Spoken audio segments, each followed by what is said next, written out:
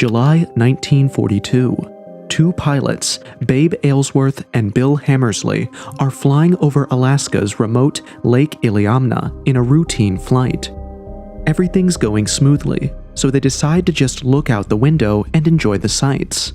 That's when they saw something horrifying just lurking beneath the water. It was a massive, aluminum-colored creature swimming below the surface. Its elongated body and fish-like tail were unlike anything they had ever seen. Years later, sightings of the creature began piling up. Fishermen claimed their lines were being ripped apart by an unseen force that could even bend metal hooks. Flocks of swans and other wildlife started mysteriously disappearing, and pilots reported shadowy, log-like shapes moving through the water. Some witnesses described the creature as a monster. Others believed it to be an undiscovered beast, swimming in the cold, unfamiliar depths of the lake. Whatever it is, one thing is certain: there is something in the water, and it's bigger than Jaws. This is the bizarre true story of the Iliamna Lake Monster, one of the most mysterious legends in the wild waters of North America. Alaska has more than 3 million naturally occurring lakes, and over 3,000 officially named ones. The largest of these lakes is the Iliamna, located in the southwest region at the north end of the Alaska Peninsula, which is about 100 miles from Seldovia. The British biologist Ivan T. Sanderson described Iliamna as not just a lake, but rather as an inland sea. That comparison makes more sense when you look at the full size of Iliamna. Lake Iliamna is approximately 2,622 kilometers, or 640,000 acres in total surface area. It is 77 miles long, up to 22 miles wide, and has a depth of 988 feet, or 301 meters. The depth of Iliamna Lake is what you get when you divide Burj Khalifa, the tallest skyscraper, into 3. And for a lake, that's a pretty deep dive from the surface, which makes it a convenient habitat for large, enormous beasts. The Iliamna Lake is mostly accessed using air transport, and this also explains why reported sightings of the monster were few and far between until the 1940s, when flyers started spotting the creature inside the waters below. And truly, Lake Iliamna has everything needed for a cryptid to exist deep within the lake. Cryptids are aquaterrestrial beings that lurk in the shadows and never run into human civilization, except on very rare occasions. From the evasive Nessie of the Scotland Loch to the Bigfoots that roam North American forests. These creatures are just too elusive to be seen by trained eyes. And the Iliamna Lake Monster is no different. The Iliamna Lake Monster, also referred to as Ile by the Tlingit people of Alaska, or Zhikiknak by the Aleutian tribe, is familiar to the people living in the nearby areas. According to popular folklore, it is an enormous sea creature that roams the Iliamna waters, with several stories by people who have come in contact with this beast or have sighted it from a distance. Some have even reported fatal deaths caused by this beast. Modern accounts of this sea creature describe the Ile as an enormous cryptid, serpentine in nature, about 30 feet long with observable fins, a bulky head, and a smooth skin that looks metallic in color. There have been stories of the creature's head looking like a wolf or shark, and it uses its square-like head to ram into things like small boats with a brutal force that causes the occupants to fall overboard. The Ile reportedly has the ability to dive deep and stay underneath the lake for longer periods of time. The earliest known story of something that could be a monster living in Lake Iliamna started from the local Tlingit residents themselves. These native tribes told stories of a creature they came to refer to as the Gonakadet. It was called that because of its sheer size. The locals didn't know what to do with the Gonakadet, so they decided to acknowledge it as a fish god. This depiction was even recorded along the Alaskan and British Columbian coasts. Following the Tlingit accounts came stories of the existence of this monster by the Aleutian tribesmen. The Aleuts also told stories of a creature they came to designate as the Jigiknak, which, according to them, traveled in groups attacking boats and killing warriors. The Aleuts were greatly afraid of the Jigiknak, and their fishermen wouldn't dare hunt these creatures. These reports caught the attention of several local fishermen and pilots, who soon started wondering what the creatures could be. People started flying low across the lake just to have a chance encounter with this monstrous fish. And they got what they wished for. Soon, there were several reports about a gigantic aluminum-colored water animal coming in from all directions. The mystery had just begun. It was in 1942 when Babe Alyesworth and Bill Hammersley flew directly over the lake to the settlement of Iliamna. Alyesworth, a bush pilot flying his Stinson ferry plane, was exploring the deep, blue-black water when he observed some strange specks near an unnamed island in the lake's center. Alyesworth noticed that these were gigantic fish when the plane got closer to the specks. So he twisted the plane around for a better look. On the second pass, Hammersley and Alyesworth were able to get a good look at what they observed, which was pale aluminum in color, with broad, blunt heads. The length of their long, tapered bodies was the same as that of their heads, and their vertical tails slowly waved side to side. This part of the description is significant because the tails of whales usually go up and down, whereas fish and reptile tails move side to side. But the tails of these creatures seem to move in neither direction, meaning they were neither whales nor ordinary fish. When the two pilots brought the plane down from 1,000 feet to 300 feet to get a better look, they quickly realized that Alyesworth's first measurement of the creature's length at 10 feet was too small compared to their actual length. The giant fishes they saw were easily longer than the plane's pontoon, and, according to the men, they resembled more mini-submarine than fish. The men circled the area until the creatures vanished into the waves. As they continued their journey, both men argued about what they had seen, pointing out that it could not have been a whale, owing to the tail movement and the fact that the creature never surfaced for air. After leaving his defense employment, Hammersley released a short paper about the mystery fish to encourage others who wanted to explore it. Larry Rost, a U.S. Coast and Geodetic Survey pilot, was among those who saw the paper and came forward. In the fall of 1945, while flying over Lake Iliamna at a height of 100 feet, Rost claimed to have seen a big fish more than 20 feet long with the faint color of aluminum. But the sightings were just getting started. A number of scientists, zoologists, and flyers stepped forward, ready to take their chances at the Iliamna lake monster. A few years after Larry Rost made his discovery, another researcher in 1963 observed a 25 to 30-foot fish from above that did not surface for air. Then, 4 years later, Alaska missionary Chuck Krapuchitz reported seeing the monster twice. In one of these reports, he was flying over in a float plane when he noticed a big animal in the water. He got on the radio and tried to draw the attention of some other people to come see and verify it, but no one arrived in time. Intrigued by Chuck's discovery, one of his friends went looking for these creatures too. He got a 5/16 stainless steel cable, attached tuna hooks to it, and baited them with caribou. As he was drifting and sitting on the floats, he heard the plane making a huge jerk that knocked him off his seat. Then, the plane began drifting as though it was being dragged away, and eventually, his plane was dragged completely underwater. He only barely managed to make it to shore himself, but he wasn't giving up so easily. He walked several miles, searching for any sign of his missing plane, and soon enough he found it. Well, technically he found pieces of it. 3 of the cables had vanished, and most of the metal hooks were completely straightened. And it's not like those hooks were just your run-of-the-mill hooks. They were close to 8 or 9 inches long, which meant that whatever straightened the nails was huge.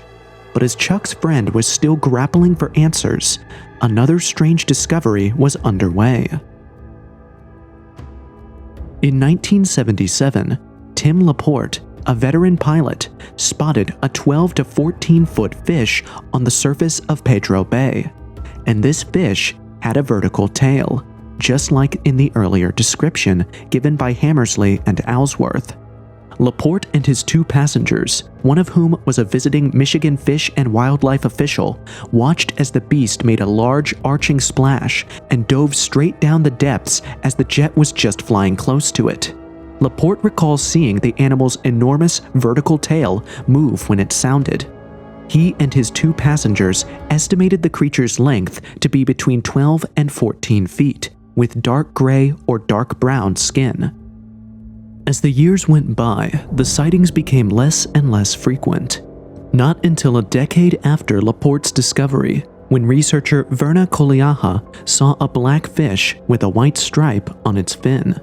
Shortly afterward, in 1988, villagers reported seeing a giant black fish with a fin swimming near the surface, both on land and in the water. This threw a wrench in the theory of there being a huge monster in the lake. The first reports of the monster said that it had a pale aluminum color. Now the reports say a black coloration. But people quickly came up with a new theory. Maybe it was possible that these were other variants of the Iliamna lake creatures. Or it could be that the Lake Iliamna monster had changed colors just because of aging or some mutation. With no major sightings in the succeeding years, many people have begun to doubt the creature's existence, despite the fact that TV networks like the Discovery Channel and Animal Planet have included the monster in episodes of popular shows.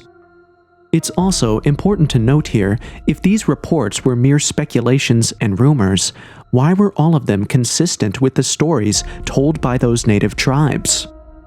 Why did Chuck's friend's hooks straighten in such a strange way and his airplane dragged with such speed and ferocity across the lake? These are questions that crossed the minds of scientists and news agencies alike, so much so that an entire state took an interest in the matter. The Anchorage Daily News, the state's primary newspaper, offered a sum of $100,000 as of 1979 to anyone who could provide conclusive evidence that could substantiate the Illy's existence. Unfortunately, no one has ever provided any proof. The sightings have greatly slowed down in recent years, but that hasn't stopped a number of theories being developed to explain what Illy might truly be. One of the theories that attempts to explain the existence of the Iliamna lake monster from the native Alaskan legend of the Gonakadet. This mythical fish-like spirit is said to inhabit the lake, acting as a powerful guardian or predator, and the story of how the Gonakadet came to be is ancient. As the story goes, a man married a high-caste girl from another town. He had a bad reputation as a gambler, and this didn't sit well with his new mother-in-law. She'd often harp on him about how little she thought of him. To keep the peace, he built their hut at the back of the village near the lake. He had heard of a monster living in the lake and thought of proving himself by defeating the beast, so he built a trap to catch it. With the use of a deadfall trap, he killed the monster and donned its skin. Much to his surprise, by wearing its skin, he was now able to swim about in the water as if he himself were a fish. He told his wife of his adventures and asked that she keep it a secret, especially from her mother. One day, famine struck the village. He revealed to his wife the gift the skin could provide, but that its power required he must always be home before the raven's call. If he hadn't returned by the call of the raven, it would most certainly mean his death. That evening, he caught a salmon and placed it out front of his mother-in-law's home for her to find the following morning. As was the custom during a famine, the bounty was shared with the village. But when she found it, she claimed all the credit for having secured the fish. While the man was able to keep his village from starvation by using the gift of the skin of the dead monster, it came at a terrible cost. When his mother-in-law and other townsfolk found out about him killing the lake monster, they banished him from their clan, and over time he mutated to become the very thing he had killed. With the head of a wolf and the body of a whale, the sea wolf legend of the Gonakadet, the banished man, came to be. Stories of the Gonakadet describe it herding seals into shallow waters before attacking them, showing its cunning and predatory nature. These stories have been passed down through generations, blending folklore with the unexplained phenomena reported in Iliamna. Now, of course, this is just a story, but one thing I find interesting is that this tribe is not the only one with stories of monsters in the deep sea. There are provable stories of the actual existence of similar creatures around the world, such as the Leviathan and behemoth water beasts mentioned in the Bible, and other sea monsters described in ancient texts. So if the Leviathan does exist, why not the Iliamna water beast? The possibility of the Iliamna monster didn't end in the 20th century. In fact, Mark Steger, a retired colonel with degrees in wildlife biology, became captivated by the stories long after the last sighting was reported and wanted to find out if this story was true. Steger decided to investigate and began using commercial halibut long-lining gear, baiting 14 hooks with sockeye salmon heads and lowering them 100 feet to the lake's bottom. But for several summers, he found nothing. Then, in 2017, Steger said he experienced something that convinced him the monster was real. When checking his lines, he discovered his 38-pound anchor had been dragged 50 yards from the initial spot. The line was tangled, several hooks were cut off, and the metal snaps were bent out of shape. To understand what this means, halibut gear like this is designed to handle massive creatures like 10-foot sleeper sharks or fish weighing over 300 pounds. Yet it couldn't withstand whatever had moved it. For Steger, this was undeniable proof that the creature existed.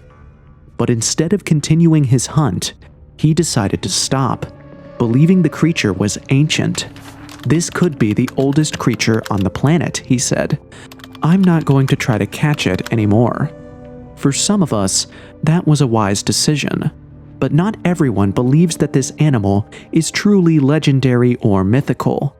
Some people think that while there is something in Lake Iliamna, it is much more likely to be a normal deep-sea creature that somehow found its way into the lake. Nothing mysterious whatsoever, and one of the suspects in this theory is the northern pike. The northern pike are known for their speed and insatiable appetite, making them a possible explanation. One story involves hunters in a skiff who noticed what they thought were sunken logs beneath their boat. Moments later, these logs sprang to life, dragging a flock of swans underwater. The hunters revealed one of the creatures was the size of their 18-foot skiff, with eyes as large as soccer balls. This description would perfectly fit the pike and gives a lot of weight to this theory. However, northern pikes simply don't grow that large. The largest recorded pike measured just over 5 feet long and weighed 67 pounds. That's nowhere near the size reported in Lake Iliamna. Additionally, the lake's oligotrophic or nutrient-poor environment would make it difficult for a predator fish of such size to survive. This is why the pike theory is unlikely to be true, given the biology and ecosystem of the lake. On the other hand, biologist Jeremy Wade, known for investigating aquatic mysteries, has suggested that the Iliamna monster might be a white sturgeon. These ancient fish, the largest freshwater species in North America, can grow over 20 feet long, weigh up to 1,500 pounds, and live for more than a century. Sturgeon are bottom dwellers that rarely come up, which could explain why sightings are so rare. Their armor-like backs can also cause damage to ships, such as what happened to Chuck's friend. However, there's still no hard evidence to support the theory that a white sturgeon actually inhabits Lake Iliamna. This has led many to believe the so-called monsters in Lake Iliamna could be Pacific sleeper sharks. These massive predators can grow between 20 feet and feed on seals and salmon, both of which are plentiful in Iliamna. The log-like appearance and ambush hunting style of these sharks match many eyewitness reports of the Iliamna lake monster. Unlike pikes, which are active and aggressive hunters, sleeper sharks dwell at the bottom of the lake and also rarely come up to surface, making them harder to spot. And there are some critics to this story that believe there is no monster at all. They argue that these sightings can be explained by known animals, misinterpretations, or natural phenomena. The lack of hard evidence like a clear photo, physical remains, or scientific data leaves plenty of room for doubt. And it doesn't help that Lake Iliamna is enormous and deep, making exploration difficult. Modern technologies like sonar and underwater drones have yet to uncover any definitive signs of a giant creature, which makes it tough to prove the existence of such a creature. Other skeptics often point to more mundane explanations for the monster sightings. They claim those who thought they saw the monster could have mistaken Lake Iliamna's freshwater seals for it. These are rare and unique to the area, so observers who haven't seen them before would naturally mistake them for mysterious underwater beings. Also, when swimming in groups, these seals can create the illusion of a larger creature, with their heads and backs breaking the surface in ways that might confuse observers. The boat damages, which were reportedly cited as evidence of Iliamna monster's attack, might have resulted from simpler causes. A boat running over a sturgeon's armored back could leave marks resembling teeth, while propellers damaged by underwater debris could easily be mistaken for monster encounters. Some stories of the monster attacking boats and knocking people into the water could also stem from accidental encounters with normal large fish instead of this mythical monster. Basically, many critics and skeptics view the Iliamna monster as a product of folklore rather than reality. But if you look into history, you will realize that stories of lake monsters do exist around the world today, from Scotland's Loch Ness Monster to Alaska's own Gonakadet. These stories often speak of gigantic, mysterious waters hiding creatures beyond human comprehension.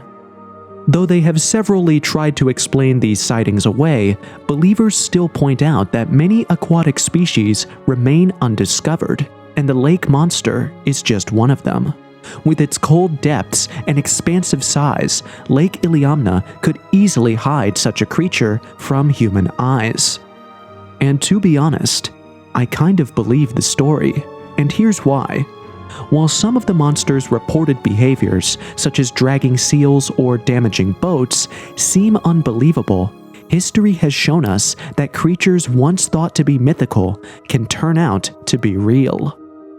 The giant squid, for example, was dismissed as a sailor's tale until it was scientifically documented. Similarly, gorillas and okapis were once considered myths, but here they are, roaming our forests today.